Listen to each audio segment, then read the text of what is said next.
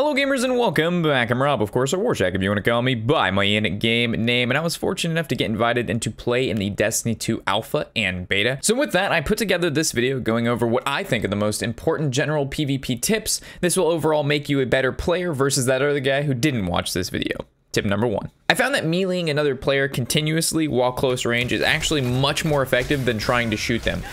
You would think that someone right in front of your face is really easy to shoot, but actually in this game it's much harder than it sounds. Also, your melee hits do a tremendous amount of damage, which is why I think this method is actually more effective than shooting, because depending if you have your melee charged, you can actually kill someone with full health in as fast as 2 hits. So in short, if someone is close to you, don't shoot them, just go Fists of Fury, go Kung Fu Panda, and they're done. Tip number 2 involves using your ultimate ability correctly. This is something that can change games if you use it to your fullest, so activating it at the correct time is very important. I found a great way to guarantee at least 2+ kills is to wait until your opponent is actually capping an objective. From here, you know exactly where they are, so you can swoop in to not only save the objective, but guarantee some of them dank tank kills. You have to be careful though, because don't do what I did and pop your ultimate and run directly at your opponent.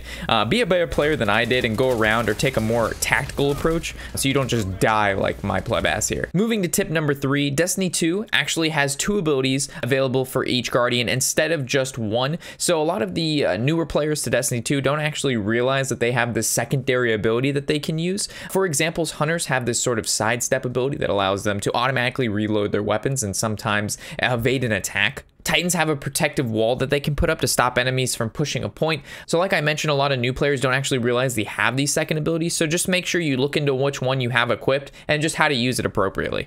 Tip number 4 revolves around having the correct weapon setup. I actually saw a lot of my friends who were playing this using 2 of the same distance weapons, which I found really silly. The reason being, if they were fighting someone long range and they had 2 short range weapons, they would always lose. Or vice versa, if they had 2 long range weapons and the fight came to them, they couldn't really deal with the person using a hand cannon versus them using almost like a sniper rifle. You're always going to lose those battles. So what I found the best thing to do here is to actually have one short to mid-range weapon while having another weapon that's more of a mid to long range. From here, you can easily switch between those 2 based on your positioning within a given map to give you the advantage you need to kill the opponent you're trying to kill.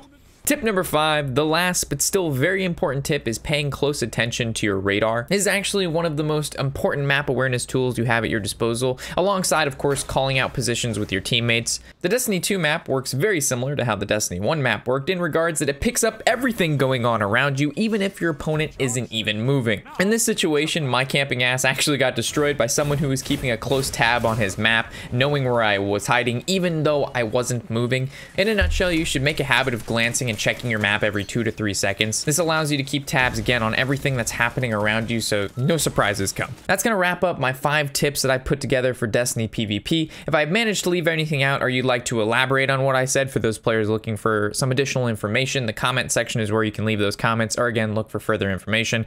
Hopefully you've enjoyed, and I'll catch you in the next episode, of course. I'm Rob or Warshak. Happy whatever the hell day it is.